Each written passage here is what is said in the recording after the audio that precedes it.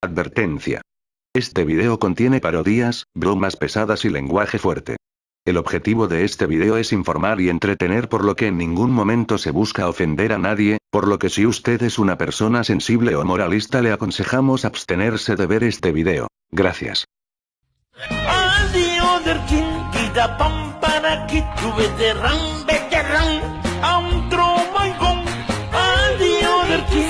Ya cabrón, hable bien. Sí, ya, perdón. Hola, ¿cómo están? En este video les presentaré la historia de Guatemala. El orden en que la contaré será el siguiente. Contexto precolonial, la conquista del país, el contexto colonial, la declaración de independencia, la reforma liberal y la revolución de 1954.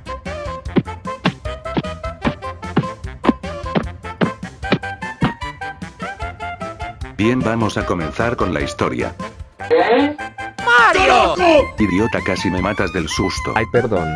Bueno, ¿qué quieres? No quiero ver cómo cuentas la historia. Está bien, toma asiento y dejémonos de relleno. Desde el siglo IV de nuestra era, los mayas elevaron majestuosos monumentos cuajados de relieves. Establecieron un calendario exacto, cultivaron las artes y desarrollaron la agricultura. Algo que también caracterizó a los mayas antes de la venida de los españoles, fue su extraña definición de belleza. Bueno, ¿y cómo era exactamente su definición de belleza? Pues verás, para ellos el verse hermosos consistía en dos cosas: deformarse el cráneo, y pintarse los dientes de color negro. Mejor cuéntame algo menos perturbador. Bueno, pasemos a ver la forma de cazar de los mayas. Ellos solían salir a cazar en grupo y todo lo que cazaban se lo compartían entre todos los presentes, por eso al momento de ir a cazar se formaban grupos enormes. Solo mira.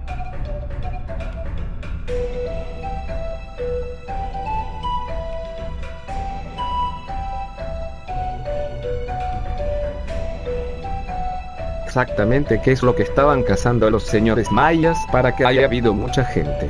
Pues verás, el jefe vio a un loro y a un pajarito y se los quería comer.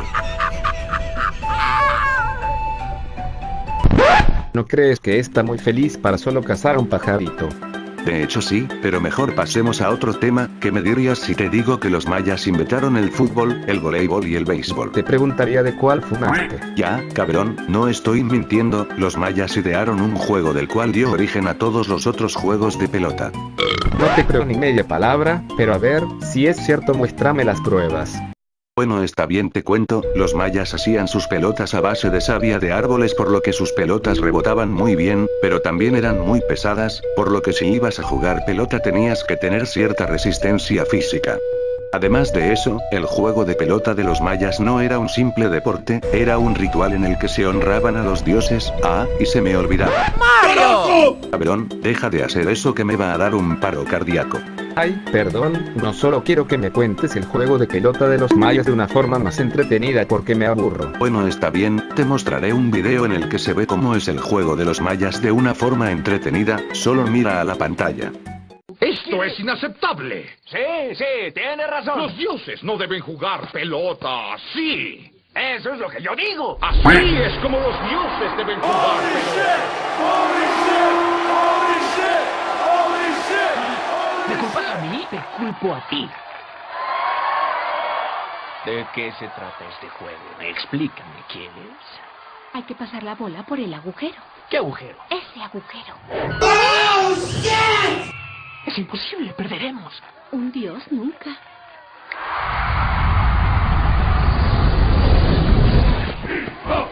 Los guerreros del jefe Tanabok son los mejores jugadores de la ciudad. 15 simples mortales contra 2 dioses. Me doy cuenta de lo disparejo del juego, pero espero que el reto sea interesante. ¡Fight! Destrócenlo sin piedad. Gócenlo.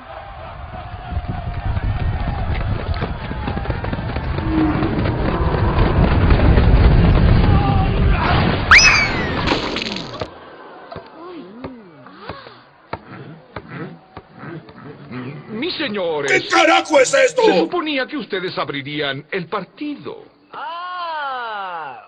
No, solo estábamos demostrando la Tradicional, primera maniobra evasiva.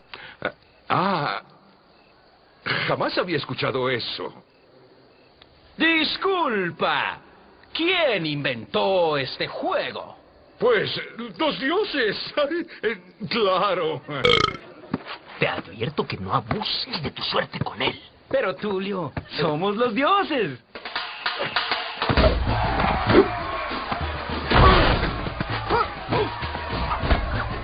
¡Ay, a la cadera, a la cadera!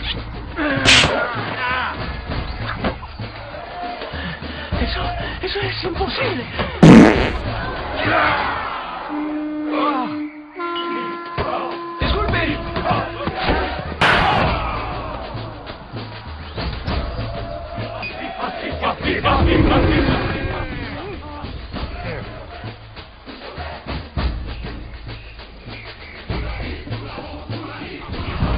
Disculpe.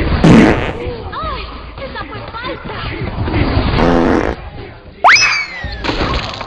¡Nueva bola!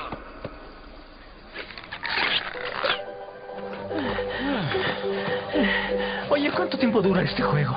El juego termina cuando la sombra toca. Necesito un milagro. No, hay que hacer trampa.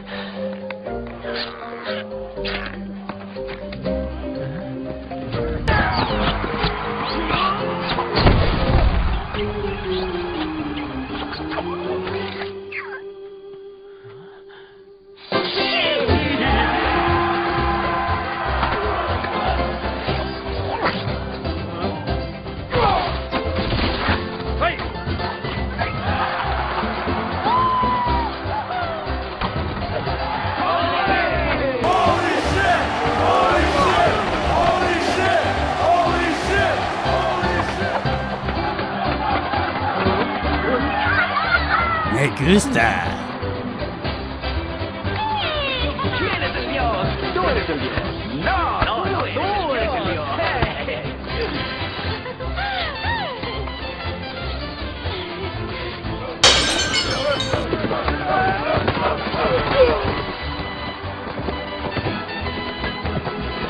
¡Esta es su mundo! ¡Esta es la buena!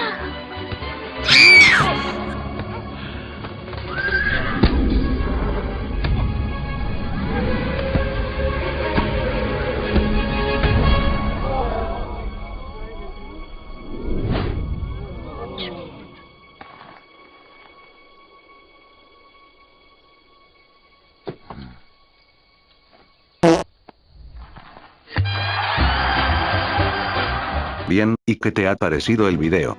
Excitante. Pero, aún hay otra cosita más que debes aclarar. ¿Cuál era la religión de los mayas? Ah, eso es fácil, ellos eran politeístas. Entonces los cabrones eran corruptos. ¿Qué chingados? ¿De qué estás hablando, cabrón? Que son políticos los mayas, lo acabas de decir, no te hagas. Dije que son politeístas, o sea, sé que creen en muchos dioses, no hay más que agregar aquí, así que pasemos al siguiente contexto.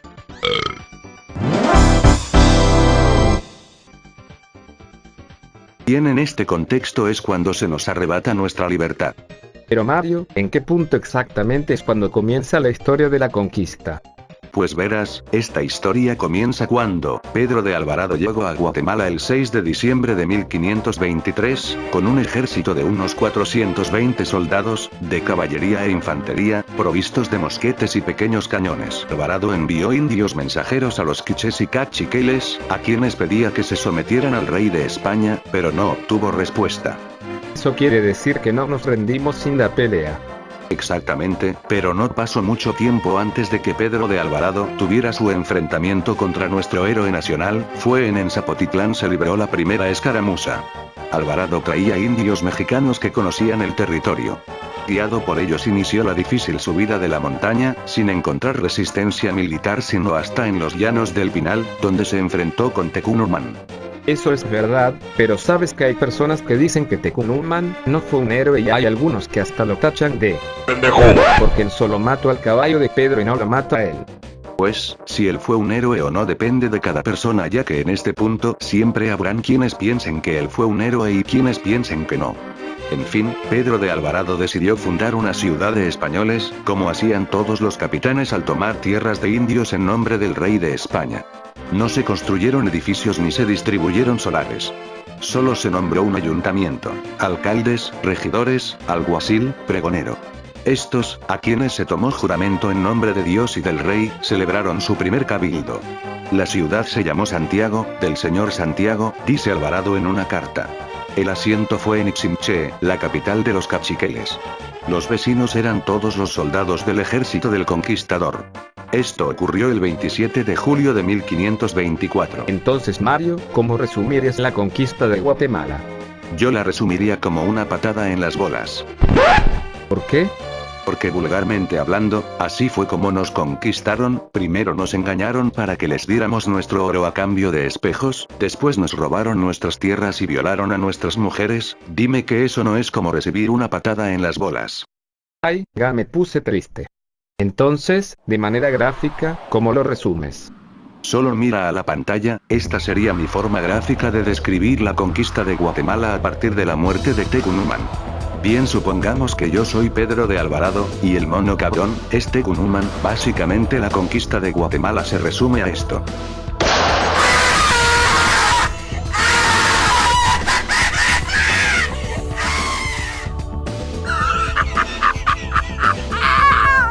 Nunca te tomas nada en serio, ¿verdad, cabrón? No. Pero sin más que agregarle a la historia de la conquista, supongo que pasaré al siguiente y último contexto que contaré en este video.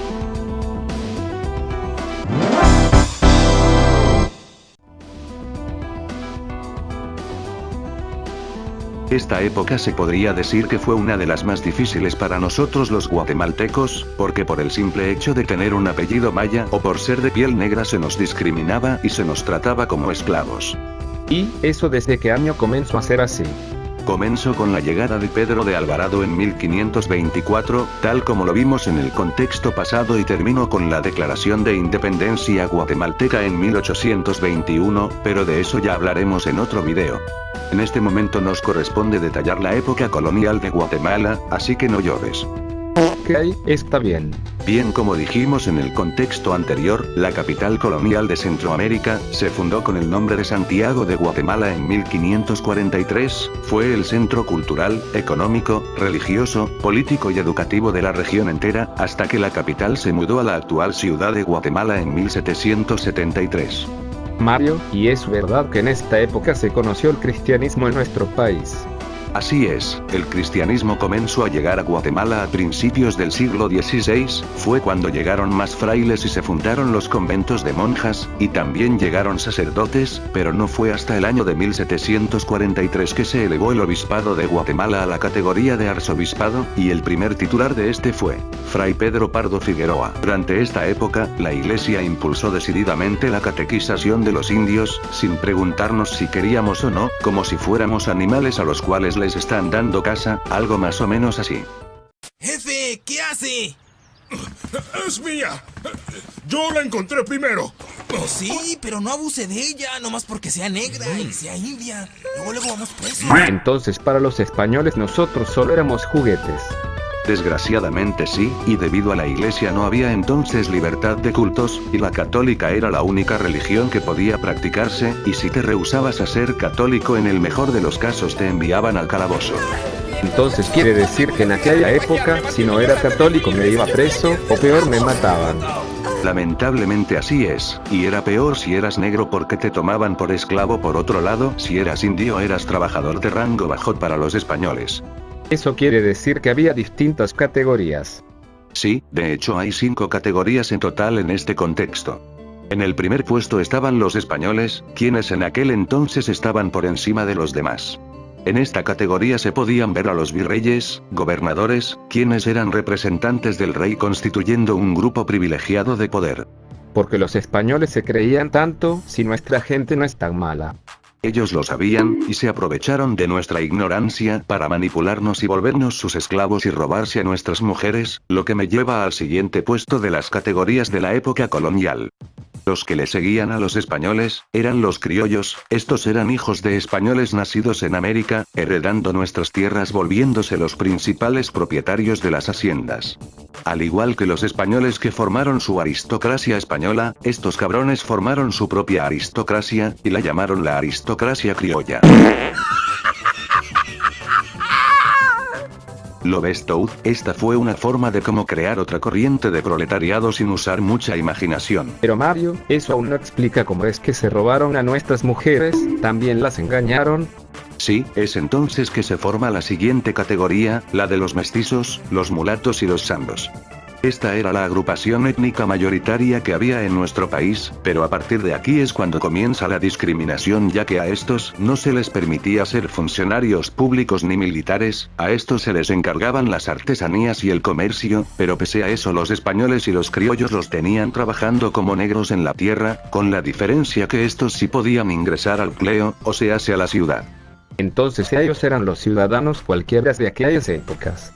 Exactamente, después de ellos sigue la cuarta categoría, los indios, estos eran encomendados a los españoles y a los criollos para ser trabajadores de haciendas, algo así como ser los mayordomos, básicamente eran esclavos con comodidades pero igual se les seguía discriminando por ser de piel negra, solo mira. ¿Ya nos vamos o qué? ¿Subes? Claro, ¿cómo no? Los negros van caminando. Ahí te ves, mi negrito. ¡Que viva la raza aria! No lo haces ver tan serio como realmente es. No, y así me gusta, ya está bastante comprobado que recordamos con mayor facilidad lo que nos causa gracia. Bien, y como última categoría tenemos a los negros, estos no tenían derecho a elegir, solo servían para ser esclavos de los españoles, criollos y mestizos, básicamente los negros no tenían voluntad propia, para los españoles los negros solo existían para cumplir sus deseos y nada más, y así fue hasta la Declaración de Independencia de 1821. ¿Y ahora qué te pasa? Es que me acabo de dar cuenta que ya llegamos al final del video. Ah, de eso no te preocupes porque si el video les gusta nos veremos en una segunda parte, así que no llores hasta no saber cuál es la respuesta de nuestro público. Bueno, está bien, entonces solo queda despedirnos. ¿Qué te parece si nos despedimos agradeciéndole al público por vernos? Está bien, hagámoslo. Esperamos que el video les haya gustado y se hayan entretenido y disfrutado de la historia de Guatemala. Nos veremos en una próxima entrega. Adiós.